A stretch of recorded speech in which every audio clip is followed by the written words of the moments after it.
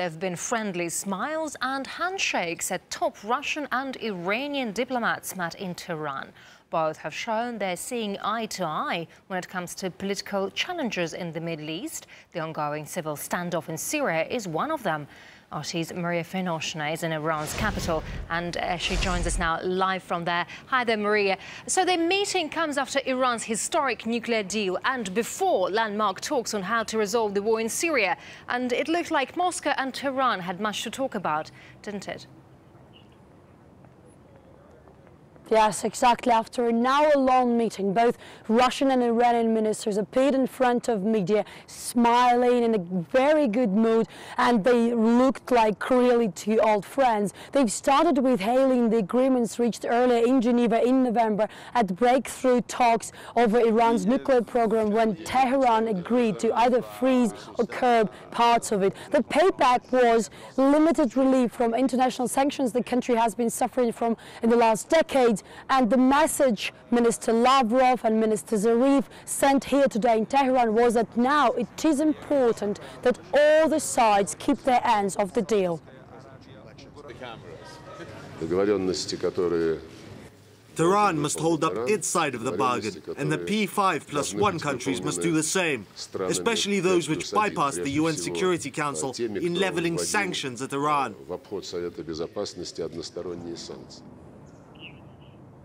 Both ministers have also discussed, of course, the situation around Syria that they called either catastrophe or human tragedy. In just a month's time, world diplomats head back to Switzerland to take part in the Geneva II Syria peace talks, but not Iranians.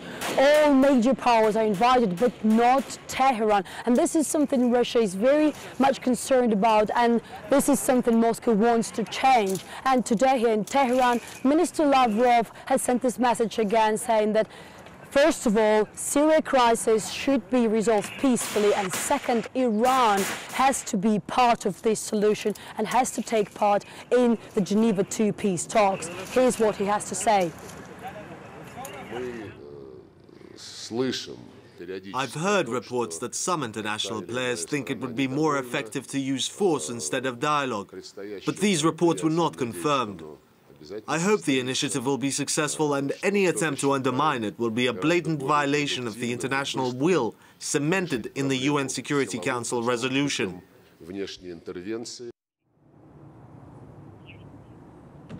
Both Lavrov and Zarif have also emphasized that it's up to Syrian people to decide their country's future, but the international community has to help them and encourage them and support them. Back to you.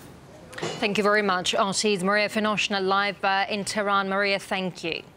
And to talk more about the specifics of Russian-Iranian relations, I'm now joined live by Mohammad Hassan Khani, international relations and political science expert from Imam Sadiq University. Professor Khani, thank you very much indeed for being with us this hour at RT. Tehran says it will play by the rules when it comes to its landmark nuclear program, but President Obama doubts it, saying that he rates its chances of success 50-50 at best. So what's your opinion? How do you think it will play out? Well, I think there are skepticisms on both sides.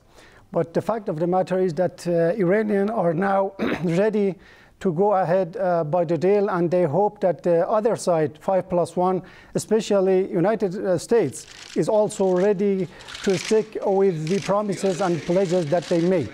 So in Tehran, their readiness is something. Of course, there are voices of opposition to the deal, but the majority, I can say there is a consensus that if the Americans somehow observe the deal and observe the rules, there is a chance that two sides can somehow find a solution for this long decade conflict between Iran and the United States and the West in particular. Of course, Iran is a very important regional player. Do you think it should take part in the upcoming Geneva talks on Syria's future? Obviously, the US is not sure whether it has to participate, while the Gulf states are clearly against it. What do you think?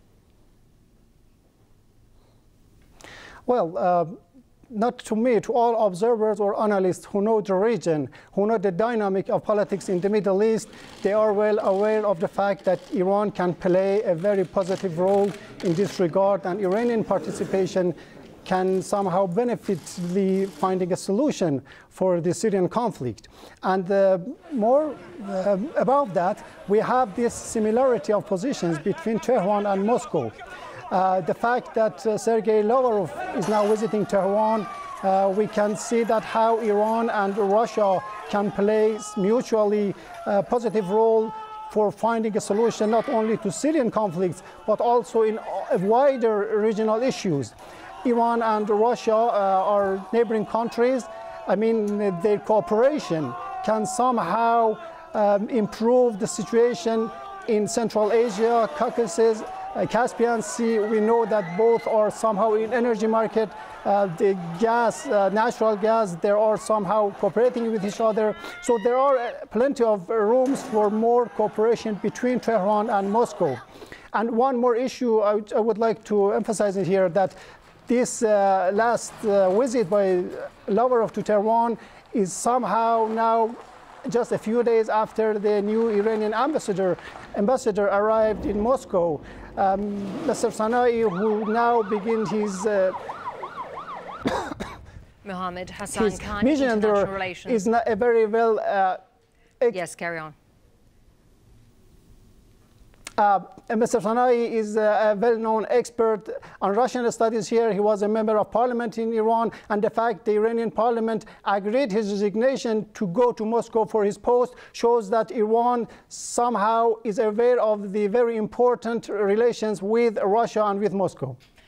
Mohammed Hassan Khan, international relations and political science expert from Imam Sadiq University. Professor Khan, thank you very much indeed for sharing your perspective with us.